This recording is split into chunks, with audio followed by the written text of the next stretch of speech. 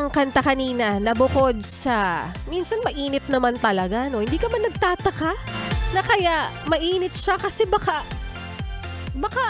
nilalagnat na. May virus na pala. And again, that was Hot in Here by Nelly. Young and fresh na si Laika Barista pa rin besang yung kasama. Ang iyong kapiling at kaututang dila rin hanggang sa mga oras po na ito. At nakikinig ka pa rin patuloy dito pa rin sa iyong paboritong istasyon na kabonding ang 101.1. Yes, the best. At mga best, kaninang ay napakinggan po natin ang kwento ng ating Laika Barista Moments na pinamagatang napagod pero sa iba nagpahinga. O diba, title pa lang.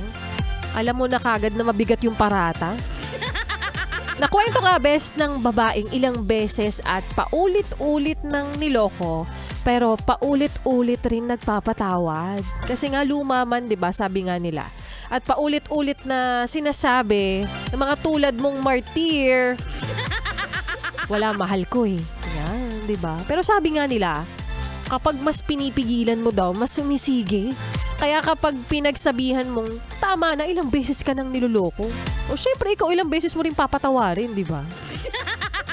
Siguro nga tama talaga na hayaan mong dumating yung pagkakataon na magsawa ka na, mapagod ka na lang.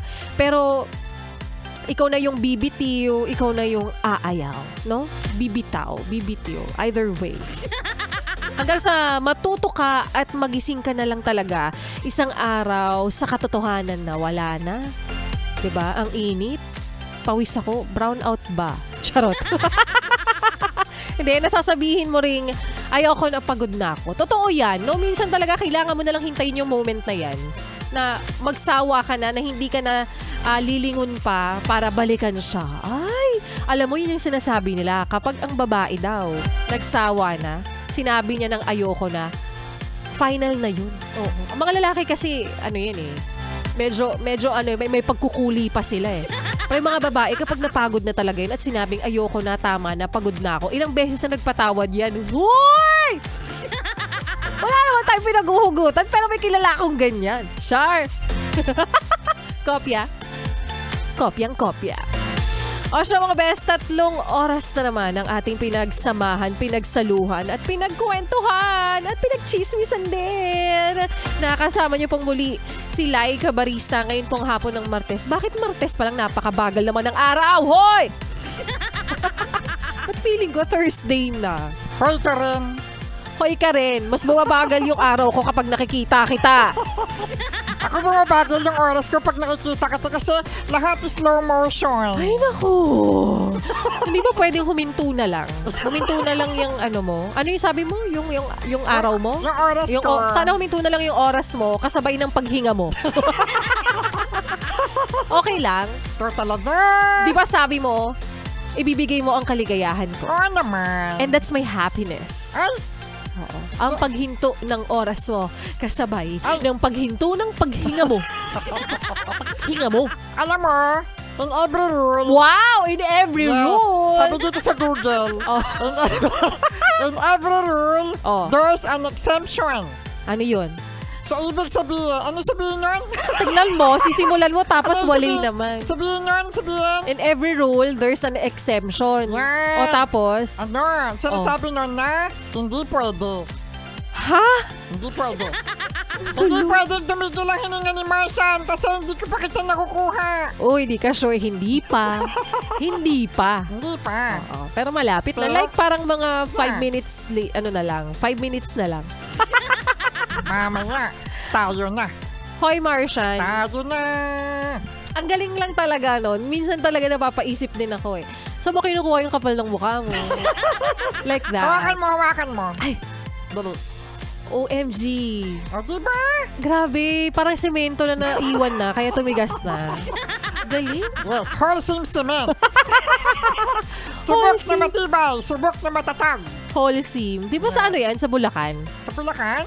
Yung ano nila, yung parang pinaka, factory? Oo. Uy, wholesome cement, baka naman. Pinadala ka ng semento, no?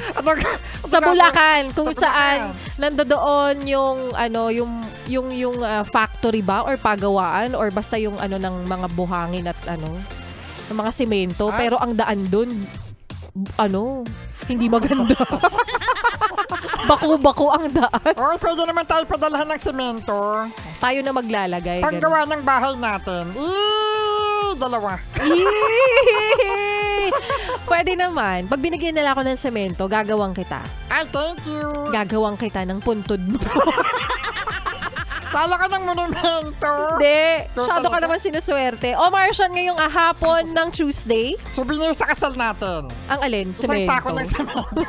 Uy, maiba, no? Pag taga-holcim ka. Oo nga. Hoy, holcim cement. Kailang holcim cement na kami, ha? Tatawa lang ako. Pag binigay nila tayo, anong gagawin mo dun? Hindi mo pwedeng endorsement na lang.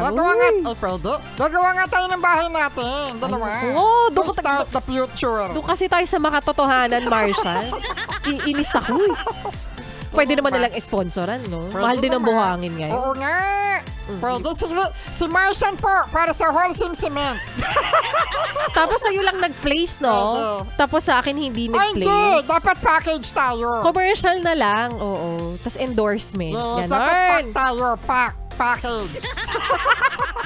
Ay nako. Martian, ano ba? Ano na talaga? Wag mo nang pahabain pa at mauubos na naman yung oras natin, ha? Ano na ba ang inihanda mong banat for today's video, Martian? Gabi, ha? Ano na naman yun? Huwag ka magpapanty ng pink. Kakainis, diretsong-diretso. Huwag ka magpanty ng pink. Bakit ba? Anong paki mo? Kasi pang ano yun, pang nene. Ayoko, gusto ko nga yung may... gusto ko nga yung may Tuesday na nakalagay. May Tuesday? Oo. Para malalaman ko kung naulit na ba yung panty ko. Kasi lahat magkakamukha. Diba? Mas maganda yun. Alam mo, para di yan maulit, amuyin mo. Hindi, kasi minsan pag nilaban, tas pare-parehas yung panty mo, di ba? Hindi mo alam kung ano na ba yung nauna dyan. Ano na ba yung madalas mo masuot dyan. Ganun. Sa'yo Tuesday. Sa akin, yung brief ko, MWF. Ay, side A, side B, yar? Yeah, Saturday, Sunday, wala. Tipid, kasi day off. Oo, day off. Ito na, like a bee. Bilisan mo.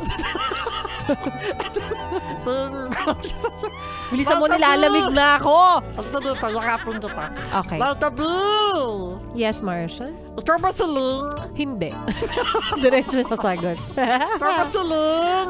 Bakit naman? Kasi ikaw ay may turn out to Ling. Oy! Hindi ka lang, hindi pa yun. Ikaw ba si Ling? Kasi, baka ikaw na yung aking hiniling. Yun na yun. Galing naman. Martian, ako hindi si Ling, pero ako si Ning. Ning, ay, Ning yan. Ako si Ning, ikaw si Ling.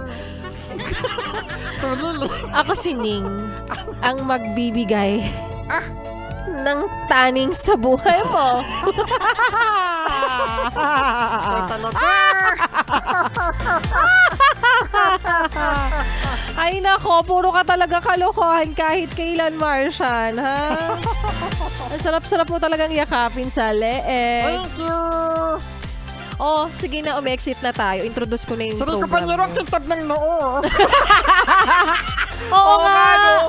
Kintab ng noo ko. Kintab nga. Galing nga. Kintab ng noo niya, no? Taray. Pahingan bacon tsaka itlog. Sarap pagpirituhan niyang ganyang klaseng. Hindi yan maninikit pag dyan mo pinirito. Oy, may ano yan, Star Wax, Floor Wax. Ay! Tarosh! Star Wax, baka naman! Galing, no? Kaya din siguro ganyan yan kakinis. Kakinis! Kadulas! Oo. Taray, pwedeng magsalamin. Kakinis. Ang kintab, grabe. Oo. Anong oil ang gamit mo? Canola? Natural oil. Organic. Palm oil, ganun. Sebo. Ayun na nga mga beso, sunod na ang programa ni Rico Paniero. Kasama pa rin si Martian na walang kwenta. Grabe. Grabe, no? Normal lang yung pag-introduce sa'yo. Walang pasitabi-tabi. Hindi kasi, syempre yun yung katotohanan ko.